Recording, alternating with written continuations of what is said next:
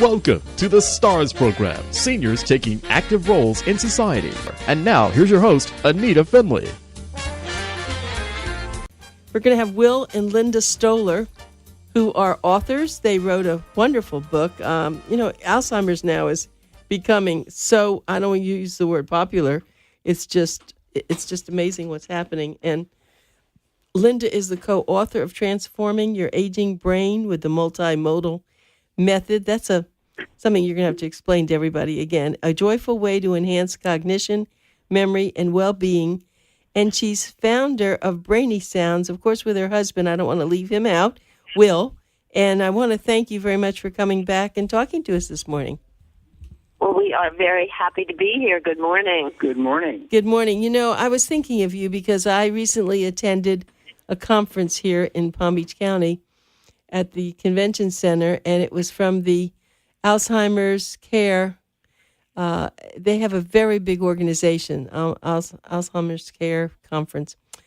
And they brought on some really fabulous speakers, one of whom was a occupational therapist. I don't remember her name, but she really showed people how you're supposed to manage and help people who have, Alzheimer's or other cognitive brain dysfunction. And it was hysterical because she just went right at people and made fun of them and the way that they're treating people. I mean, if I'll just give you one instance, and you know who she is, and I can't remember her name, but she's become famous. She's out of Duke University, and she went up to the chairman of this big organization and said, "So you wet your pants, huh?" And of course, he did not know what she does, and he turned red. She said, "Well, so that's what we do to people, don't we? We do that. We just insult them and we don't treat them right." She said, rather than saying, maybe, you may have spilled some water on your pants or something and it was wonderful. She did this with everything. She's made all of us know that we are not treating people with Alzheimer's or memory dysfunction properly. I hear you. I mean, I know that's what you talk a lot about. Yeah, well, we do. We're actually spending quite a bit of time now with people who are already in dementia and Alzheimer's and other brain disorders, and we're using our tools with them, which reach them at a very, very deep level because it touches the emotional part of our brain, the limbic system. Our tools are music, movement or dance, manual motion or sign language, and mindful meditation with visualization. So all of those tools are very accessible to people who are already in the throes of dementia and Alzheimer's, but we're also using these tools to really diminish the risks of Alzheimer's and dementia. They're all pre-verbal. They're all part of our biology. They're part of our language and who we are. So when we take people to that deeper place with these pre-verbal tools, we find some very exciting things happening. That's just wonderful. I am so happy that there are people like you out there.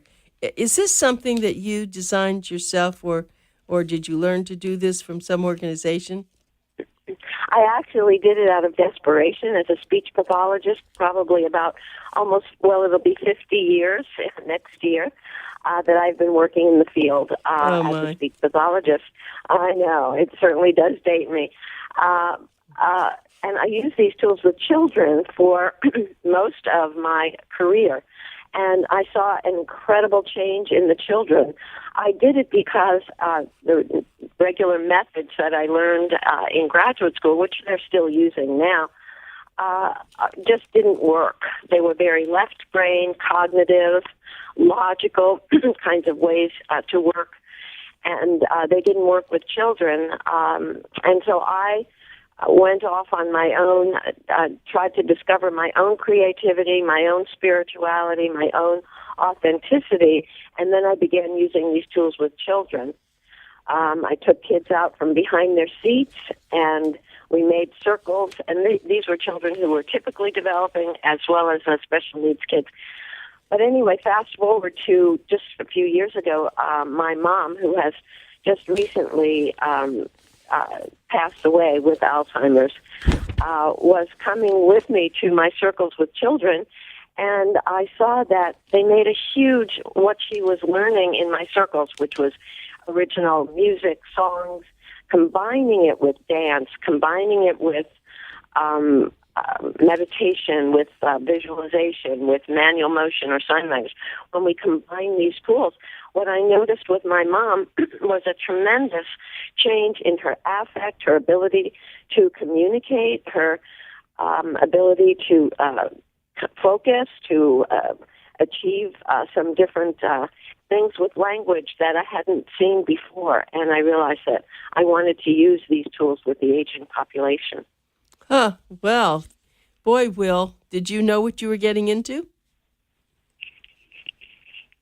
I'm sorry, wait, can you ask a little bit question? Yeah, Will. So did you know what you were getting into when you were with your wonderful wife? Well, I did, actually, because when I met her 30 years ago, I'm an architectural designer, semi-retired, mostly retired, because I'm putting my full energy into this project. I went to her schools where she was doing her work with the kids, and I was just blown away. I could not believe the effect that she had on the kids, who often were special needs children. Excuse me. Most often were special needs children, but with typical learners as well. And they were all just, you couldn't really see anything but positive stuff going on in the classrooms, the music, the movement, even meditation. These kids who were always acted out would just settle in. And that's kind of what happened when we took Linda's mom in a few years ago. It became quite evident that Linda was on a mission to transform the programs that she'd used with kids for so long to be appropriate for elders. So she elderized the whole program. Elderized it, huh? I think I mentioned to you once, maybe on the last time we talked, that this Mary Barnes, and I don't know if that name means anything to you, who started the Alzheimer's Community Care. Did you ever get a chance to talk to her? We tried to get hold of her, and we were unable to connect with her. We tried repeatedly, and actually, perhaps sometime, maybe even beginning of this week, we can chat with you about how to get better access to her. Well, this is what I suggest. Send me something about what you're doing, and I'm going to forward it to her on email. That'll be fine. That would be great. I do want to mention this Friday, the 10th of April here in St. Augustine, the A1AL Works, which is a very well-known restaurant right in town, had offered to host a fundraiser for our On to the Next Institute, which is a 501c3 nonprofit dedicated to promoting holistic wellness for the aging process through educational programs that we've designed, that Linda's designed to minimize the risks of Alzheimer's and dementia. And we're very excited. We've got a lot of local support, many sponsors, pretty exciting stuff. I will send you, I'll forward to you one of the books and some literature that we've put together, so you can forward that to Mary. That'd be great. Yeah, that's how maybe we'll do it, because I'm pretty close friends with her, and I want her to realize just what she has not that far away, and the two of you should definitely hook up. And they have started, well, she's been doing this for 25, 30 years. She was very passionate about this thing called Alzheimer's, where people close down, but she's gone to Tallahassee for many years and tried to make a lot of people more aware. And the police officers, she's the one that, she thinks that she's the one that, started it, but the whole thing with the silver alert, about that, of course, when someone has... Say again, I'm sorry.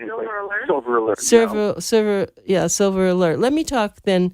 Let me get back and talk to your lovely wife, Linda, a minute. Sure. Here I am. Linda, this woman, Mary Barnes, I think she went to Tallahassee many times to get them or to have some sort of a impact on when people who have Alzheimer's get in their car, they don't know where they are. And so if you'll see on the highway, it's called Silver Alert. Oh, okay. That was one of the things that she encouraged. And I don't think it's just here in South Florida. I think it's all over Florida. It's something that she really felt was important because, unfortunately, as you know, too many people who have dementia get in their car and then no one can find them. They're driving somewhere they don't even know where they're going. Exactly. So she's someone you're really going to want to talk to because she's been a pioneer in this in South Florida, and she has many daycare centers that, it's one thing to do research, as you know, but she has a place where people can bring their family member and they do amazing stuff with it. So she's been well supported and has a lot of admirers because sounds very exciting. We would just love nothing more than to meet up with her. Yeah, I'm going to try to make that happen. I told Will that what I think we should do is if you'll send me some information, then I will forward it to her myself because I think that's really important. I think we have such very different tools that we're seeing work, and maybe we don't even have to slip into Alzheimer's and dementia. There is no pill right now. There is no cure, and guess what? I don't really believe there is such a thing. I believe the cure, the pill, is within each one of us to awaken ourselves, to really look at our own creativity and how that connects to memory and how much we really can take care of ourselves and do different things so that we don't have to even go into dementia and Alzheimer's.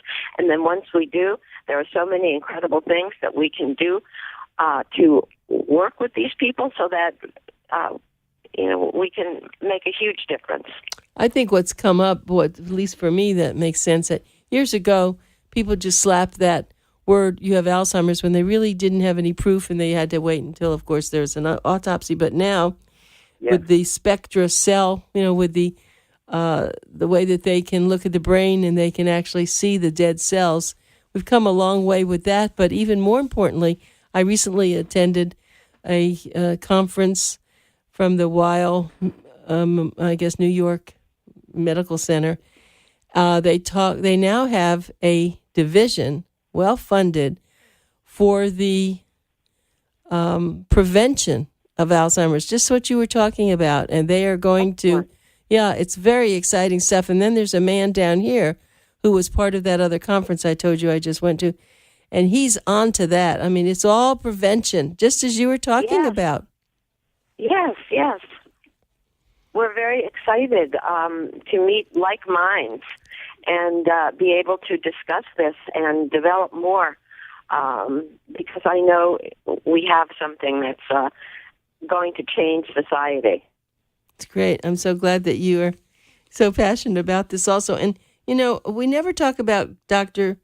S. Pinetti. So what does she do with you now? She's still doing neurological research? Very much. She is very much a part of our core group. Gretchen and I are working on a second book, a book that I actually developed for children to support sound and language acquisition with music and movement and dance and signing.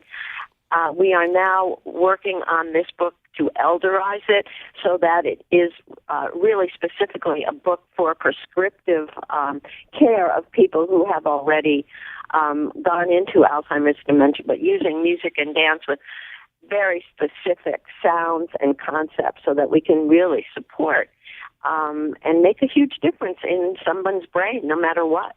I love the word elderize. I haven't really been hearing that. Is that your invention? I don't even know I think we may just have created it. I love it. I want to make you and Will whatever it is, it's a good word. I think we all understand what it is, but I wanted to make sure that you all knew, and when you get Boomer Times, you'll see we're having our 4th Cure Symposium here at Palm Beach State College on April the 25th, and if you can schedule your time to come down here, we'd love for you to attend. We have 14 of the distinguished doctors and scientists speaking, and it's on all subjects. And last time we did it, we had someone on Alzheimer's that came over here from the it was a college in Central Florida.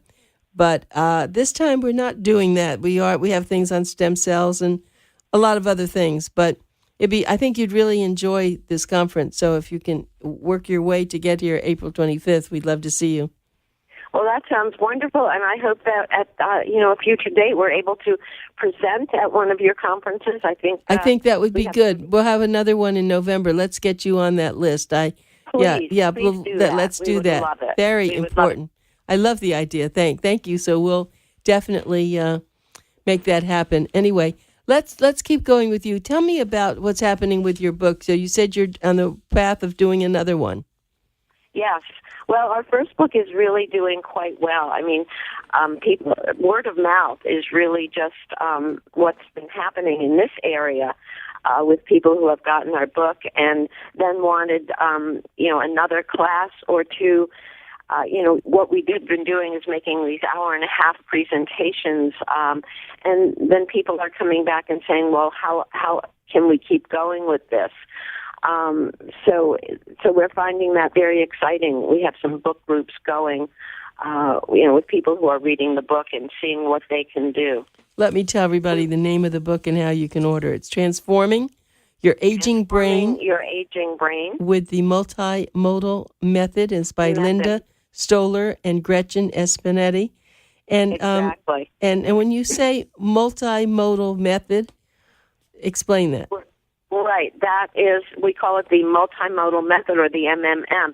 So that's music and movement or dance, manual motion or sign language, and mindful meditation. So all of these are M's. We also are adding another M called messing around, which is really R, and another M called memory or storytelling. Wow. So we have lots of M's that keep coming up for us. We also combine other tools such as cross-lateralization and yoga, tapping, all of these tools which reach deep, deep, deep into the brain, the limbic system, which is the seat of emotion in our brain, and allows us to get to a place of remembering, of retrieving information. And so this is very, very exciting. Let me talk to Will for a minute, because I know you're both on two phones, but here he is. Okay. Well, Anita, you obviously can see how passionate my wife is about this initiative. I am too. I just wanted to mention that, our general, if you will, demographic or population that we serve are those who want to age holistically and minimize the risk of Alzheimer's and dementia, and those already diagnosed with Alzheimer's and dementia. We also are developing and excited about this program to help caregivers of those, the often unsung heroes of the sometimes ravages of Alzheimer's and dementia. Yeah, that's true. I'm sure you all remember the book when it first was being promoted. There was such a thing as Alzheimer's. It used to be called, what years ago, what did they call this? It wasn't Alzheimer's. They said it. We had, it's another word. Can't remember. But anyway. That's right. There wasn't a word like Alzheimer's. It was something else. They just said you had something. We'll think about that. But I know, I'm with you, but I can't remember. No, because we haven't used that for so long. But anyway, right. But well, we really focus our energy on neuroplasticity in terms of awareness of the ability for the brain to continually be having positive synapses right until changes and until you pass on. And I think one of the problems, as you mentioned earlier, about when people die, that's the only time we can really definitively determine after they've had an autopsy whether they had Alzheimer's. That's not true anymore, though. That's not true anymore. That's not true anymore. You know that. Yes. Yeah. Yes, but wait, I wanted to ask you a question. So when you talked about neuroplasticity, I had heard about that many years ago from an author, a doctor, who was Book of the Month, and it was The Brain That Heals Itself. Have you ever read that book? The Brain That Heals Itself. Oh, yeah. You really get... Who's the author? I can't... it's been a long time, but I have that at my in my library. Norman Deutsch? Yes, possibly? that's it. Norman Deutsch. Yep, that's it. Well, one of the things about, as you say, it can be determined that, people do have Alzheimer's, but the issue is that even with plaques and tangles, that people do live healthy, proactive, positive lives, those signs of Alzheimer's don't ravage them. Right. Yes. Especially if they know. In fact, I'm going to keep talking about this conference I just attended, because a friend of mine, who was, I guess, in her 40s, she was quite a mover and shaker, and she was a part of the Alzheimer's Association.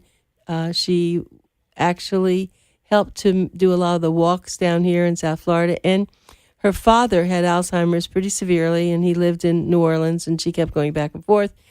And we were friends, and all of a sudden, I used to have her on my radio show, and she said, "I can't do your radio show." Why? She said, "Well, I really can't remember very much as like I used to." I said, "What are you talking about?" She said, "I think I have a touch of Alzheimer's." I said, "You're kidding." And then the next thing I know, she calls me, and she leaves her job, this very powerful job, and we talked. I said, "What's wrong?" She said, "Well, I believe I have Alzheimer's." And so at this last big conference, she came, and I think she's in her late 40s, and she said, "I want everyone to know that I have the beginning of Alzheimer's." And she said, "I'm glad I know at least now, because it's very hard if you don't know." And now she's in clinical trials. She's doing a lot of things to make a difference and to get other people to admit that if you do have something, and she's someone you ought to talk to, because I ought to make that connection for you. She's a stunning woman. Absolutely. She's fabulous, and she really wants to be able to improve. And so I am definitely her name is Dottie Carson. I just write that down, and I will. I'll make that happen too. I got to remember how to try to find her. You're a very important person, Anita. I've just been doing this for a long time. That's the problem. It's called networking. Yes, but I hear you. But I just and what think a wonderful time to be doing networking. I mean, how many people are diagnosed? One every 67 seconds, one person is diagnosed with Alzheimer's. You're kidding. I didn't know that. That's crazy. We have to be able to do something about it. Well, it sounds like you all are. Sounds like you have some methods, and I love your M's. I was thinking of M&M's when you were talking about. Probably when you make speeches, you ought to get packages of M&M's and say, "Well, we have our own M&M's." Yes, absolutely. But you're doing a great job, and you see, I think what you're giving more than almost everything is the hope. The hope. Yeah, that's what you're doing. The hope and the encouragement, so that people can say, "I'm not going to shrivel up and die. I'm going to get out there and do everything I can and have fun." And I know about the music. I saw that years ago when people had Alzheimer's, and I would go to the Alzheimer's centers when they first started opening, and you would see people who hardly could get out of their chair, but once they got up, they started dancing. They knew everything. They knew the music. They knew the words. What is that about music? Music is absorbed by so much of the brain. And the whole idea that it is connected to the limbic system, which is our center for feelings and emotions, music takes us to a very different place. It integrates both sides of the brain.